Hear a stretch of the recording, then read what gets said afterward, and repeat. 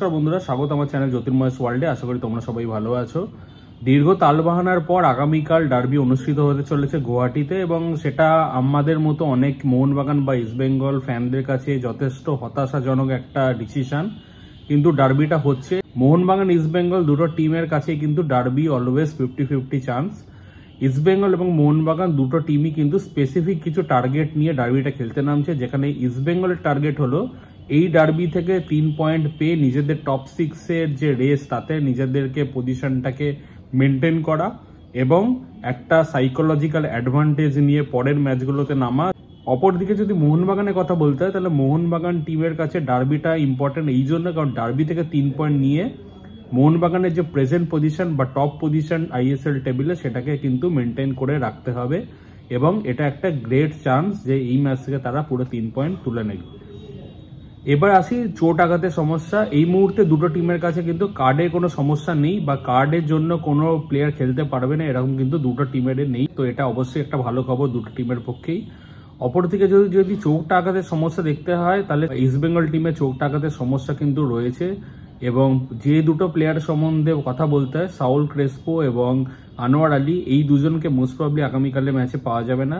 Saul Crespo তোমরা নিশ্চয়ই জানো যে দীর্ঘদিন হ্যামস্ট্রিং ইনজুরির জন্য মাঠের বাইরে ছিল, এবং এখন সে প্র্যাকটিস জয়েন করলেও রিহ্যাবের মধ্যে রয়েছে, এবং কোচ যেটা বলেছেন সেটা হলো আগামী 3-4 সপ্তাহের জন্য কিন্তু সে মাঠের বাইরে থাকবে, বা ফুললি ফিট হবার জন্য তার এই টাইমটা লাগবে। তো ক্রেসপোকে বাদ দিলেও আরেকজন যে প্লেয়ার সেটা হলো আনোয়ার আলী।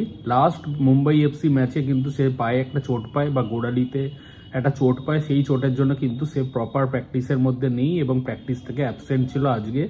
তো আনোয়ার আলী, সাউল ক্রেসপোকে ছাড়া ইস্টবেঙ্গলকে তাদের স্টার্টিং 11 গঠন করতে হবে, এবং সেই স্টার্টিং 11 যদি বলতে হয় তাহলে চেনা পরিচিত 4-4-2 ফরম্যাটে কিন্তু ইস্টবেঙ্গল নামবে আগামীকালের ম্যাচে। সেক্ষেত্রে ডিফেন্সে মেন দুজন স্তম্ভ হিজাজি এবং ইউথসের সাথে আমরা রাকিব এবং নুঙ্গাকে দেখতে পারি। ডিফেন্সের 4 জন, গোলকিপার হিসেবে অবশ্যই পিএস গিল থাকবে, এবং মাঝমাঠে 4 জনের মধ্যে যদি বলতে হয় তাহলে নন্দকুমার, জিকসন সিং এবং পিভি বিষ্ণু খুব ভালো ফর্মের মধ্যে রয়েছে ছেলেটি, এবং তার সাথে আমরা দেখতে পারি হয়তো সৌভিক চক্রবর্তীকে স্টার্ট করতে বা মহেশকে স্টার্ট করতে দেখতে পারি, যেহেতু সৌভিকের একটা হালকা ইনজুরি স্কেয়ার আছে, যদিও সে নিজে বলেছে যে আমি পুরোপুরি ফিট ডার্বি খেলার জন্য।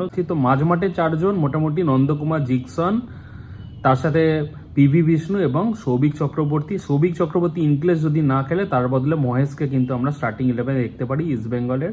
এবং ফরওয়ার্ড পজিশনে অবশ্যই 2 জন অপশন রয়েছে এই মুহূর্তে, দিলীপ এবং তার সাথে ক্লেটন ডি সিলভা।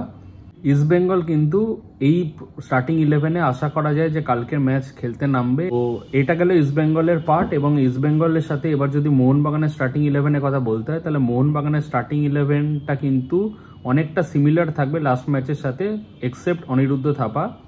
গোলে অবশ্যই বিশাল ক্যাদ, এবং ডিফেন্সে 4 জন, সুভাশিস বোস লেফট ব্যাক এবং রাইট ব্যাক আশিস রায়, এবং সেন্ট্রাল ডিফেন্স পজিশনে থাকবে অবশ্যই আমাদের টম অ্যালড্রেড এবং অ্যালবার্তো রড্রিগেজ। মাঝমাঠে 4 জনের মধ্যে 3 জন আপাতত sure, Manvir Singh right wing এবং লেফট উইংয়ে লিস্টন কোলাসো এবং তার সাথে আপুইয়া। আর একটা পজিশন যেটা অনিরুদ্ধ থাপা হোল্ড করেছিল লাস্ট ম্যাচে, সেই পজিশনটাতে খেলার জন্য কিন্তু সাহাল আব্দুল সামাদকে আমরা স্টার্টিং 11-এ দেখতে পারি, বা দীপক টাংরি, দুজনের মধ্যে আইদার অর বা যে কোনো একজন। তো মাঝমাঠের এই 4 জন হয়ে গেলে এবার যদি ফরওয়ার্ড পজিশনে 2 জন দেখতে হয়, তাহলে ফরওয়ার্ড পজিশনে স্টুয়ার্ট কিন্তু ম্যাচ ফিট, স্টুয়ার্ট কালকের ম্যাচ খেলবে, এবং স্টুয়ার্টের সাথে ম্যাকলরেন হয়তো স্টার্ট করবে। ইন কেস যদি স্টুয়ার্টকে কালকে স্টার্টিং 11-এ না রাখা হয়, তাহলে সেক্ষেত্রে জেসন কামিংস এবং ম্যাকলরেন স্টার্ট করবে। মোহনবাগান এবং ইস্টবেঙ্গল দুটো স্টার্টিং 11 বলে দেওয়া হলো, এবং ক্যাটাগরিক্যালি মোহনবাগান কিন্তু স্লাইটলি একটু অ্যাডভান্টেজেস পজিশনে থাকবে, যদিও ডার্বি অলওয়েজ 50-50, এবং এবার একটা ডিফারেন্ট ভেন্যুতে হচ্ছে। আশা করি কালকের ডার্বিটা খুব তুল্যমূল্য লড়াই হবে। আজকের ভিডিও এই অবধি, দেখা হচ্ছে পরের ভিডিওতে। ডার্বিতে আমরা লাইভ করব, সেই লাইভে তোমরা জয়েন করো। ভিডিও কেমন লাগছে অবশ্যই জানিও। চ্যানেল ভালো লাগলে চ্যানেলটাকে সাবস্ক্রাইব করে দিও। ভিডিও ভালো লাগলে লাইক এবং কমেন্ট করতে কিন্তু ভুলো না। চলো দেখা হচ্ছে পরের ভিডিওতে, ততক্ষণের জন্য টাটা।